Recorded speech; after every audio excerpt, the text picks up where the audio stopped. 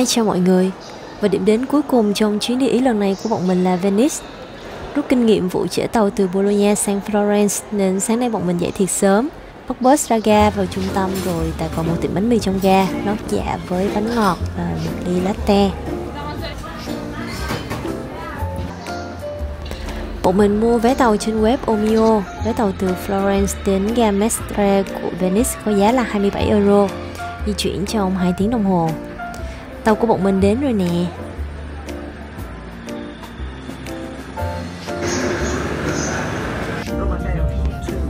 Thường thì để tiết kiệm thời gian, mình hay edit video luôn trong lúc đi tàu. Chủ yếu là sắp xếp lại bố cục và cắt bớt lại những phần dư. Mình cũng tranh thủ ăn nhanh một phần salad lót dạ trước khi đến Venice nè.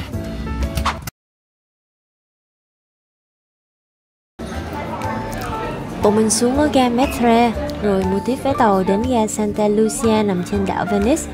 Vé này có giá 2.9 euro, đi trong vòng 10 phút.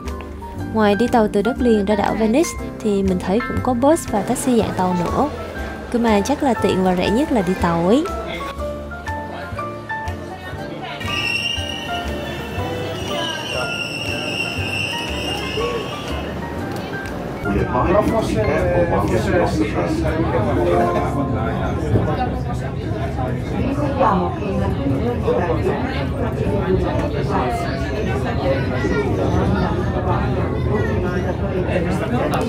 Sau 10 phút đi tàu thì bọn mình đến ga Santa Lucia rồi nè.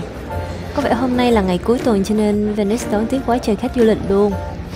Nhằm giảm tải áp lực từ lượng du khách đông đảo và có kinh phí để bảo tồn di sản của thành phố, cho nên Venice đã bắt đầu thu phí ra vào đảo vào các ngày cuối tuần. Hôm bọn mình đến là chủ nhật cho nên bọn mình phải trả phí 5 euro cho một người. Vì chỉ có một ngày thăm thú Venice cho nên mình thuê luôn khách sạn ở trên đảo. Nếu ở nhiều ngày bạn có thể cân nhắc thuê khách sạn trong đất liền với chi phí rẻ hơn và nhiều sự lựa chọn hơn.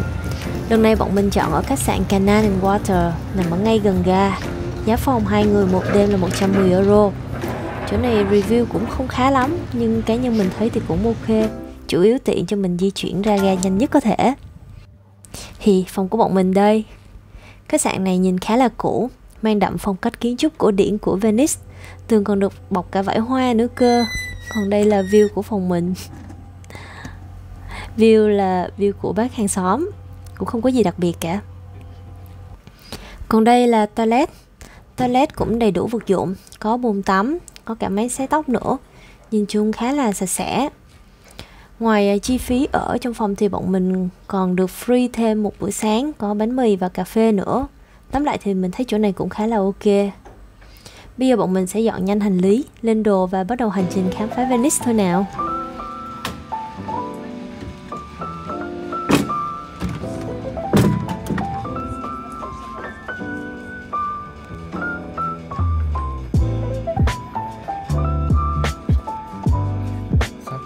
Đi kênh mà quay cảnh thành phố hả? Hình ảnh những dòng kênh xanh mướt len lỏi trong từng ngóc ngách ở Venice là một trong những đặc điểm nổi bật nhất của thành phố này. Và nơi này tuyệt nhiên không hề có một phương tiện đường bộ nào khác ngoài tự quốc bộ. Vậy nên kênh rạch là hệ thống giao thông chính của Venice trong việc vận chuyển người và hàng hóa.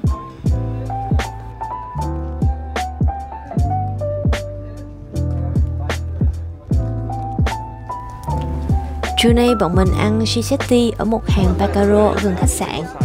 Đây là một loại món ăn nhẹ truyền thống ở Venice, thường được phục vụ trong các quán rượu địa phương và được ăn kèm với rượu vang hoặc spritz. Chỗ này mỗi miếng schizetti có giá là 1 euro. Mình nhờ bác chủ tiệm chọn giúp cho mình 10 miếng schizetti ngẫu nhiên. Bác ấy dễ thương cực luôn ấy, tư vấn nhiệt tình và khuyến mãi thêm cho bọn mình một miếng schizetti. Bọn mình mua thêm 2 ly cocktail rồi bê khay đồ ăn ra trước nhà thờ ngồi. Ở Venice có rất là nhiều hải âu, lơ là một tí là mấy con hải âu xà vào cướp mất đồ ăn liền. Và bọn mình cũng được khuyến cáo là không nên cho chim ăn để tránh khuyến khích hành vi giành đồ ăn của chúng. Ôi, cái cây schizetti này nhìn bắt mắt ghê. Mình nghĩ món này làm cũng khá đơn giản, quan trọng là nguyên liệu tươi ngon. Gồm các lát bánh mì nướng ăn kèm với topping đủ loại như cà chua, tỏi, dầu ô liu, pate, mix thêm với cá cơm, phô mai và thịt nguội. Nói chung là cứ mix với nhau đủ kiểu thì mình sẽ được rất là nhiều loại schizetti luôn. Các bạn đến Venice đừng bỏ lỡ trải nghiệm thưởng thức schizetti tại các quán Baccaro ở địa phương nha.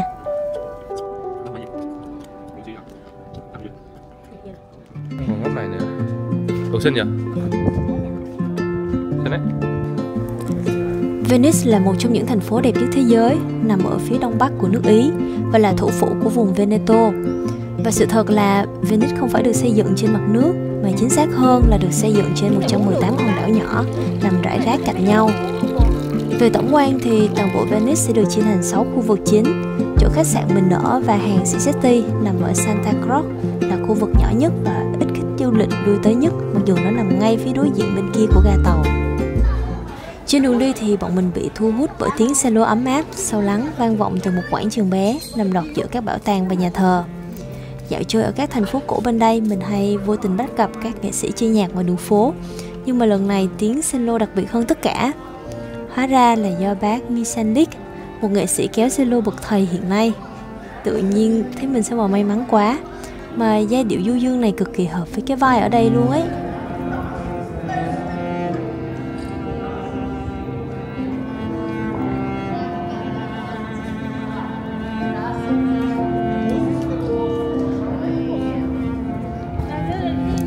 Giờ thì bọn mình sẽ dạo sang khu San Polo, nằm ở trung tâm của Venice, nơi có cây cầu Rialto nổi tiếng và những khu chợ cổ nhất, nhộn nhịp nhất ở Venice.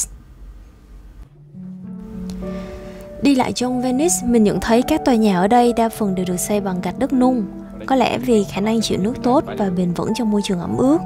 Ở Venice cũng thường xuyên ngập lụt và hay có mưa rào. Chắc khoảng thời gian lý tưởng nhất để tham quan Venice là từ tháng 3 cho đến tháng 5. Vì thời điểm này thời tiết khá là mát mẻ, lại không có quá nhiều khách du lịch nên giá phòng cũng mềm hơn. Mà mình thấy đi lại trong Venice dễ bị lạc lối bởi sự xinh đẹp này lắm. Vậy nên bọn mình tải một lộ trình đi bộ được thiết kế sẵn, có thể tích hợp vào Google Maps để đảm bảo là bọn mình không bị đi lanh quanh. Mình sẽ để link trong phần description cho bạn nào cần nhé. Mỗi một con đường và ngõ hẻm ở Venice đều mang một tên gọi riêng và được đặt theo những quy tắc cụ thể, giúp cho mình phân loại được đường và chức năng của nó. Chẳng hạn Calle là tên gọi chung cho đường phố, trong khi Campiello ám chỉ những quảng trường nhỏ, còn Sottobottego dùng để chỉ các lối đi hẹp với các tòa nhà và thường là những ngõ hẻm. Một điều cũng khá đặc biệt nữa là ở đây có nhiều chỗ không hề có rào chắn giữa kênh và bờ. Phải chăng là vì Venice đã được xây dựng từ hàng trăm năm trước với thiết kế nguyên bản không bao gồm rào chắn, vậy nên chính quyền thành phố muốn ưu tiên bảo tồn vẻ đẹp lịch sử và kiến trúc đặc trưng này. Nhờ vậy mà bọn mình bắt được những góc chill ven kênh siêu siêu đẹp ở Venice luôn.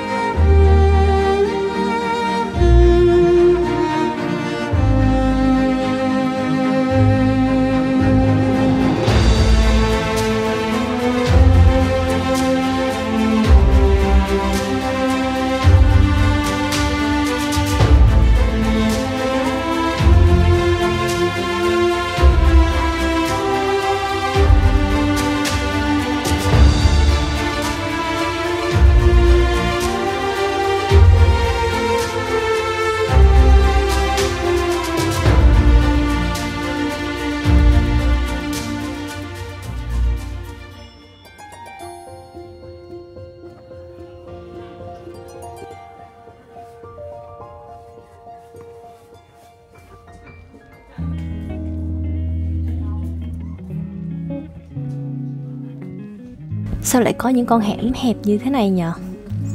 Mình đoán có lẽ vì hạn chế về không gian và muốn tối đa hóa phần đất đai sử dụng cho việc xây nhà, cộng thêm lý do chẳng cần đường cho ô tô hay xe máy, nên các con hẻm ở đây nó cứ hẹp dần và có những nơi chỉ vỏn vẹn vừa cho một người đi qua thôi.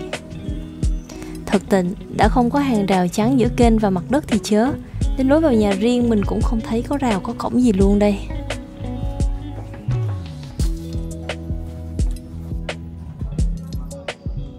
Một điểm đặc trưng mà mình nghĩ chỉ có ở Venice là những chiếc thuyền gondola được chèo bởi những anh trai người Ý chở khách trên những con kênh xuyên qua những cái cầu xinh đẹp ở Venice. Giá cho một lần đi 30 phút dao động từ 80 cho đến 90 euro cho một thuyền. Khá là chát cho nên đợt này mình nên bỏ qua trải nghiệm này. Thôi thì hẹn lần sau vậy. Mình thăm Venice vào cuối xuân cho nên nước kênh có màu xanh lục, màu của tảo và sinh vật phù du rất đẹp. Vào hè nước lại càng xanh. Nghe nói nước kênh có thể trở nên đục và có màu nâu hơn vào mùa thu và mùa đông do phù sa phát triển mạnh mẽ trong nước. Chắc vì vậy nên Venice vào mùa hè và mùa xuân là đẹp nhất. Là một phần của nước Ý cho nên Venice không thể nào thiếu được hình ảnh phơi đồ ngoài ban công. Mà sao dân ở đây phơi đồ nhìn nó cứ nghệ thuật kiểu gì ấy nhờ? Bạn biết không, ban đầu Venice vốn dĩ là một khu vực đầm lầy không có người ở. Vào thế kỷ thứ 5 sau công nguyên thì người dân từ đất liền do chạy trốn các cuộc xâm lược của các bộ tộc Germanic và Hun đã tìm đến đây để trú ẩn. Theo truyền thuyết kể lại thì Venice được thành lập vào năm 421 khi mà nhà thờ đầu tiên được xây dựng tại đảo Rialto.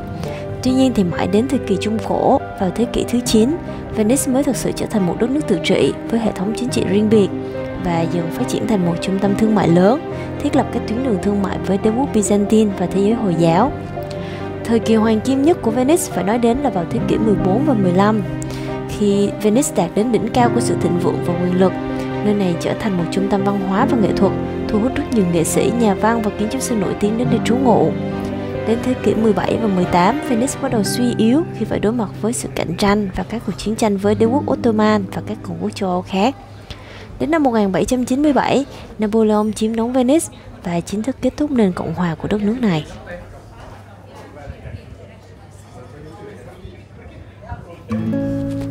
Đây là khu San Polo, một trong những khu vực cổ nhất ở Venice. Khu này là chợ cá, đi thẳng sẽ ra chân cầu Rialto. Ra đến đoạn này bắt đầu xuất hiện nhiều khách du lịch hơn rồi. Trời nóng cho nên bọn mình quyết định giải nhiệt bằng một cốc dưa hấu. Cầu Rialto là cây cầu đầu tiên bắc qua kênh nước lớn và được xây dựng hoàn toàn từ đá cẩm thạch.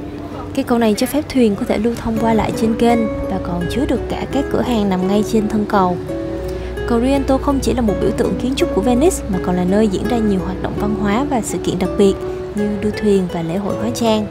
Vì vậy, khu vực xung quanh cầu lúc nào cũng sôi động hết.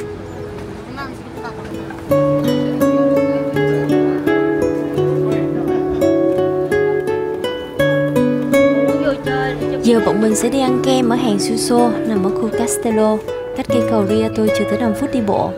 Hàng này nổi tiếng kem ngon nên một tín đồ gelato như mình không thể nào bỏ qua được. Khách du lịch xếp hàng dài dằng dặc nhưng tiệm này phục vụ đúng kiểu siêu tốc, loáng một cái là đã tới bọn mình. Kem ở đây ngon cực. Mua xong bọn mình lượn ra kênh ngồi ngắm các anh trai Ý chèo gondola. Ôi, tiếng chào nhau ý ới của người đi trên cầu với người đi thuyền bên dưới làm không khí ở bên này sôi động hẳn.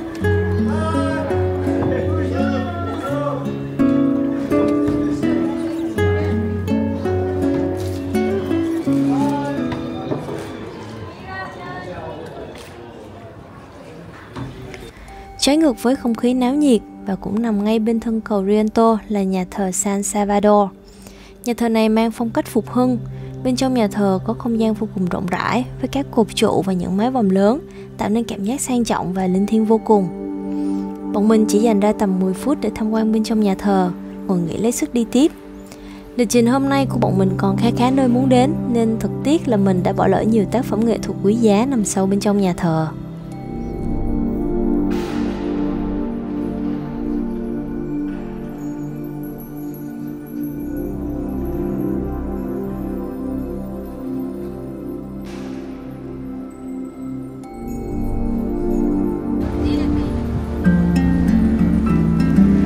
Do vị thế nằm gần biển, Venice có nguồn hải sản tươi sống dồi dào như mực, tôm cua và nhiều loại cá biển khác. Vậy nên giờ bọn mình sẽ dạo vòng quanh khu cầu Rialto, thử kiếm một hàng có các món ăn vặt hải sản, kiểu tẩm bột chiên hay nướng gì đấy. Bọn mình tìm được một hàng tên là Aqua Emal. Review khá là ổn. Bọn mình gọi 2 xiên mực ăn kèm với rau củ nướng, đợi người ta làm nóng rồi lại đem ra Kobogen ngồi thưởng thức. Thế đó món này ăn cũng tạm tạm, không quá ấn tượng. Bọn mình chỉ ăn nhẹ lấy sức cuốc bộ về lại khách sạn, rồi ăn tối sau.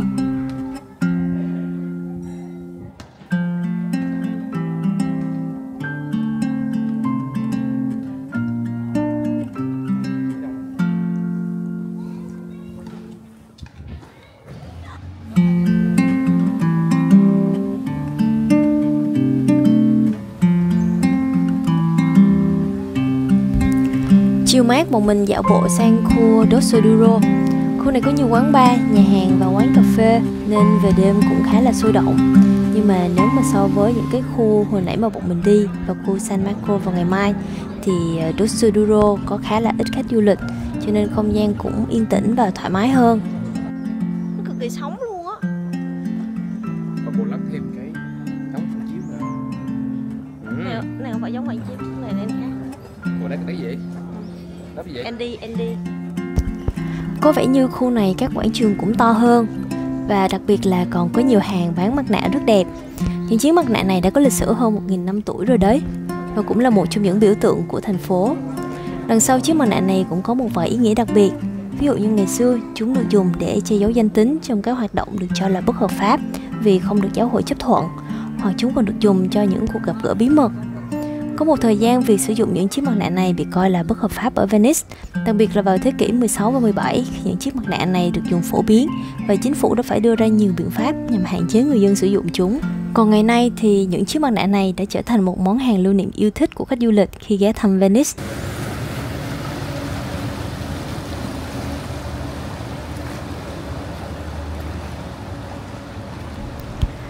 Tối nay bọn mình ăn tối ở hàng Santo Vaso, một nhà hàng Ý truyền thống có không gian bên ngoài cực kỳ yên tĩnh và ấm cúng. Lối vào nhà hàng được thắp đèn lung linh, tạo cảm giác cứ lãng mạn như nào ấy.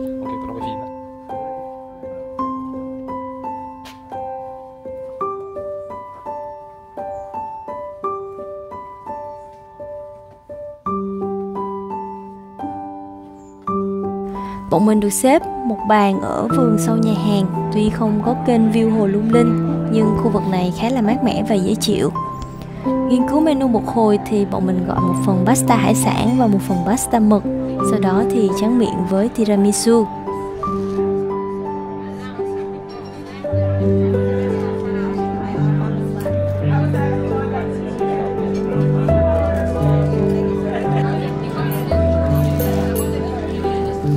Ra này vui em.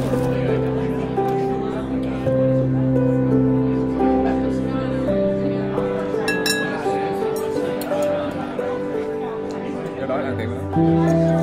Chịu không?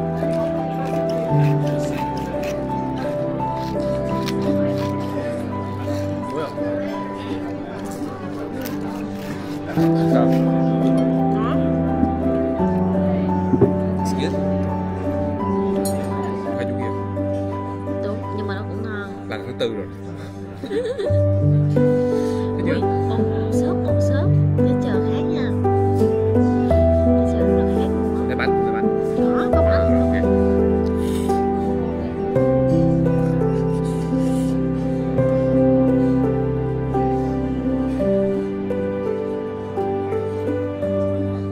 Sao? Bạn cho điểm đi bạn. Nếu như mà cái hôm qua là 10/10 thì cái này là 9/10. Cái này thua hôm qua. Cái hôm qua. Cái này so với cái Florence. Cái Tiramisu nhiều sữa.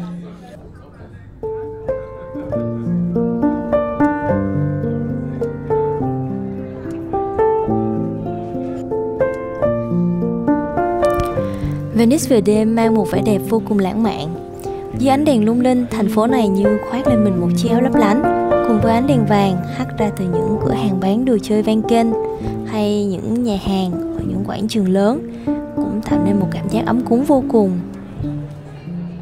Không còn sự đông đúc nhộn nhịp từ khách du lịch, thay vào đó là một không gian tĩnh lặng, bình yên với tiếng bước chân dạo phố về đêm, hay tiếng những chiếc cano lao nhanh xé tan sự yên tĩnh trong chốc lát. Đây thật sự là một trong những trải nghiệm đáng nhớ nhất của mình khi ở Venice. Ngắm nhìn thành phố này về đêm khiến mình tin rằng mình sẽ quay lại Venice vào một ngày nào đó. Chắc chắn.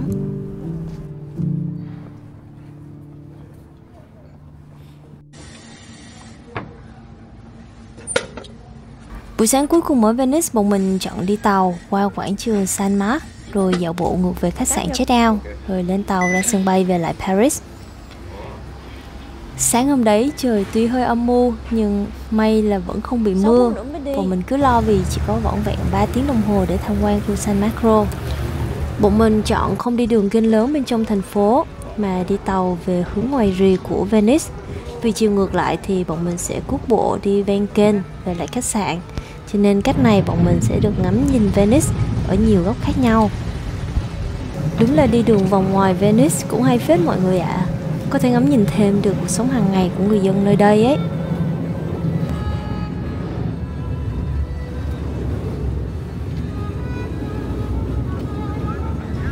Không thể bắt đầu hành trình với một chiếc bụng đói. Bọn mình tạt vào một tiệm sandwich, ăn sáng và uống cà phê. Sáng ra mà không có cà phê đánh thức thì mình khó mà tỉnh táo được. Bên này người ta dùng cà phê Segafredo, uống cũng khá là ngon. Về lại Paris, mình cũng tìm được thương hiệu này ở siêu thị. Hôm nào nhà hết cà phê Việt Nam thì nốc tạm em này cũng đỡ vả. Đấy, no nê rồi thì bọn mình lại lên đường tiếp tục hành trình khám phá quảng trường San Marco nào. Venice từng là một đất nước độc lập trong suốt 1000 năm và chỉ mới trở thành một phần của nước Ý vào năm 1966. Phần lớn các tòa nhà công trình kiến trúc ở Venice được xây dựng trong thời kỳ độc lập dưới sự bảo trợ bởi đế quốc Byzantine. Và nhà thờ Thánh Mark cũng là một trong những công trình nổi bật nhất với kiến trúc thời bấy giờ. Ngoài nhà thờ Thánh Mark, quảng trường San Marco còn được bao quanh bởi nhiều công trình kiến trúc khác như tháp chuông và cung điện đó. Đây là nơi diễn ra các hoạt động chính trị, hành chính và tư pháp của Cộng hòa Venice. Ghé sơ qua khu vực này cũng có thể thấy Cộng hòa Venice trong thời kỳ Trung Cổ giàu có đến mức nào nhỉ? Mình đặc biệt thích nhất ở đây là chiếc đồng hồ thiên văn này nè. Thiết kế phủ men màu xanh dương và vàng kết hợp lại nhìn đẹp ghê luôn. Chiếc đồng hồ này là một tuyệt tác kỹ thuật ở thế kỷ 15. Truyền thuyết Venice kể rằng khi chiếc đồng hồ được tiết lộ vào năm 1499, nó đẹp đến mức vị tổng chấn đã khiến cho người thợ đồng hồ bị mù, để ông không thể nào tạo ra một chiếc đồng hồ khác có thể cạnh tranh được với nó.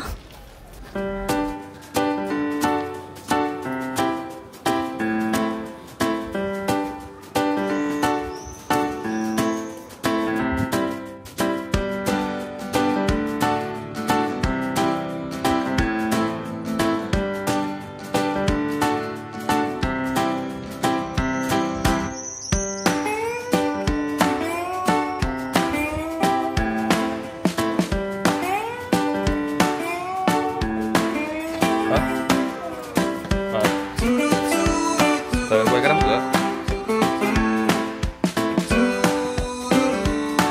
Rồi tiếp.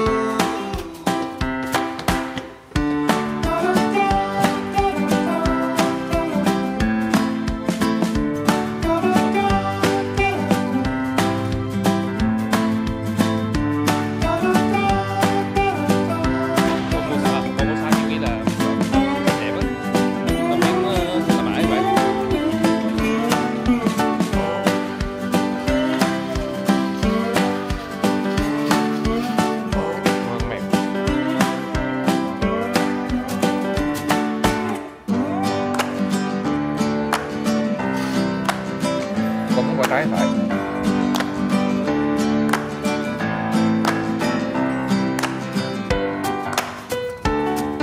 Nhưng mà mình cần phải lên cầu đi qua.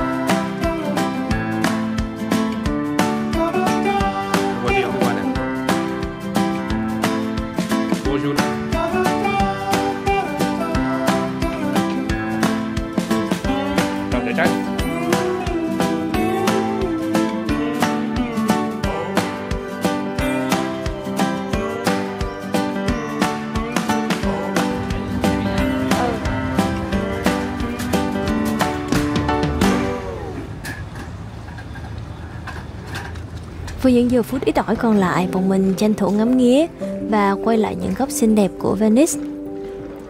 Đặc biệt là hình ảnh Venice bên dòng kênh nhỏ với những tia nắng hắt lên từ mặt nước xanh biếc. Hình ảnh một cụ già đang lái chiếc ghe len lỏi giữa những dòng kênh hẹp. Có những chỗ mình đã đi ngang qua hôm qua rồi, nhưng hôm nay tình cờ đi lại vẫn bị ngẩn ngơ. Ôi sao chỗ này lại đẹp thế không biết. Vậy đấy, hành trình 24 giờ của mình ở Venice đã khép lại rồi. Cảm ơn bạn đã đồng hành cùng mình trong chiếc clip này. Hẹn gặp các bạn trong chiếc clip tới nhé. Yeah, yeah, sure. Oh, I press, yeah? Yeah.